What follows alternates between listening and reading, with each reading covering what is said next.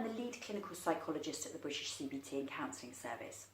And in this video, I'm going to talk about the best treatments for eating disorders. Let's start with medication.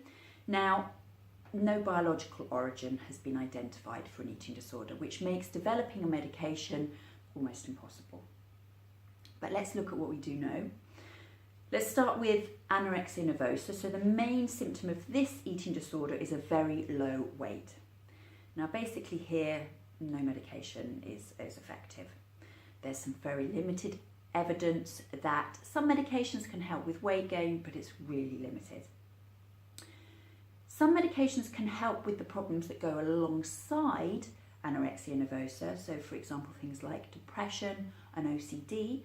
Antidepressants can help with those symptoms, but there's nothing really that helps with the weight gain. In terms of binge eating disorder, so this is where people are consuming large amounts of food in a very frantic way. Some antidepressants, in particular an SSRI, can be helpful to reduce the frequency and intensity of binging, and also appetite suppressants have been found to be helpful. Finally, bulimia nervosa, so this is where you're both binging and purging. With this eating disorder, Prozac has been found to help with binges, and the likely impact here is probably due to the fact that it makes people feel better in themselves, so it lifts their mood, and you don't feel like binging and purging as much if you feel happier. But it's not having a direct impact on your eating pattern. The problem with all medications for mental health problems is that they don't address the cause of the mental health problem. So when you stop taking them, your symptoms are going to return. This leaves us with talking therapies, and currently the most effective talking therapy is cognitive behavioural therapy, or CBT.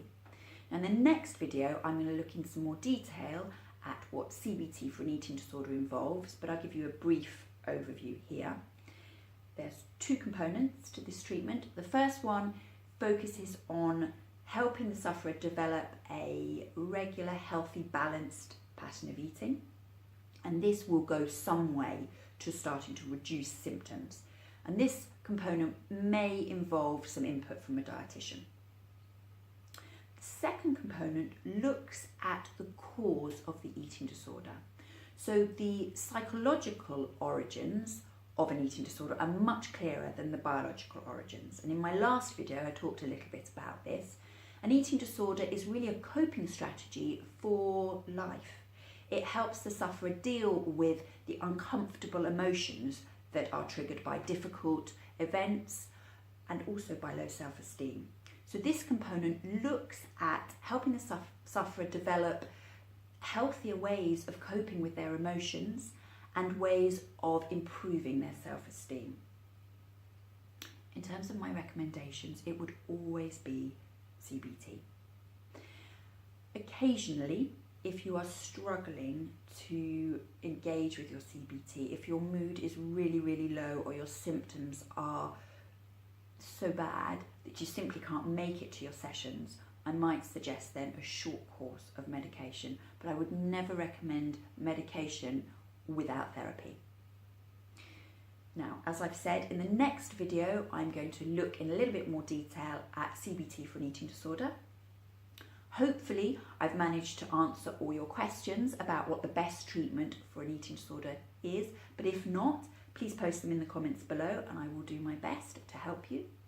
In the meantime, on this channel, I talk a lot about mental health problems, emotional problems, psychological problems, behavioural problems, and the ways that we can help to deal with those. So if that is something that you're interested in, please subscribe and I will see you soon.